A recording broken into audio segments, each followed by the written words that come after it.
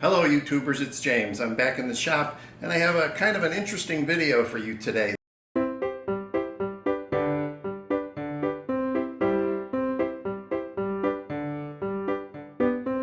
Those of you who follow James King Woodworking on YouTube.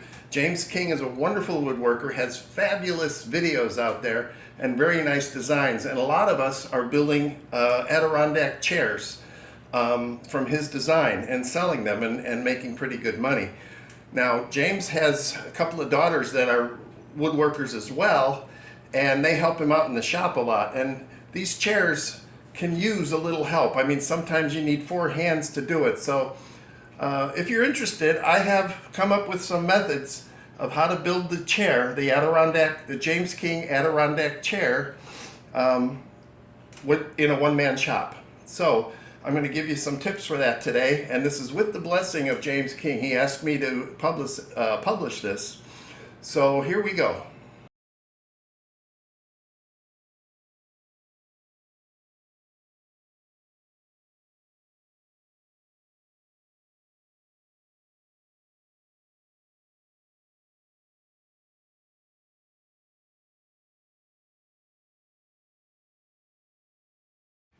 I really like the way these supports work to keep the chair from racking. And even though I haven't had that problem, I'm including these in all my chairs. I am, though, cutting the 2x4 in half. I don't think it needs that much support. And I'm putting them on before I do anything else. And I'll show you why in a second. I find the midpoint of the back support here, and then I go 2 inches over on each side and tack it in and screw it in. And what that lets me do then is take the armrests and I put 1 bolt through the middle in the right place, and that leaves me room to move them either side. And then later I will go up with 2.5-inch screws from the bottom. I don't like seeing a lot of these screws, and my customers don't either. James advised us in his video to make a jig that was 1 inch on one side and 2 inches on the other, and that would help us place the armrest in the correct location.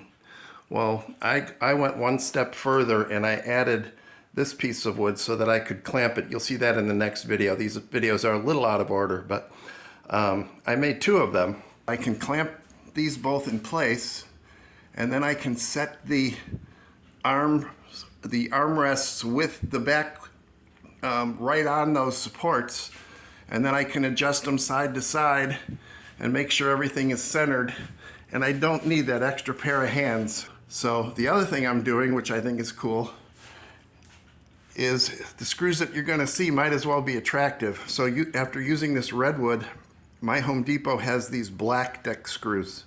And since my inscriptions and my customizations are all going to be in black, any screws that show are going to be black screws, and I think that'll be a lot more attractive. Then after the back support and the armrest are placed almost in their correct location, James advises us to center it on the chairs. And instead of using a plumb bob or a string, I'll try to explain.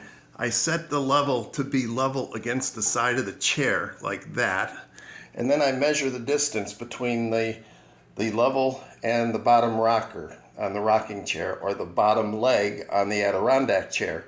And then I measure the other side, and then I can swing this back and forth until I get it exactly in the center.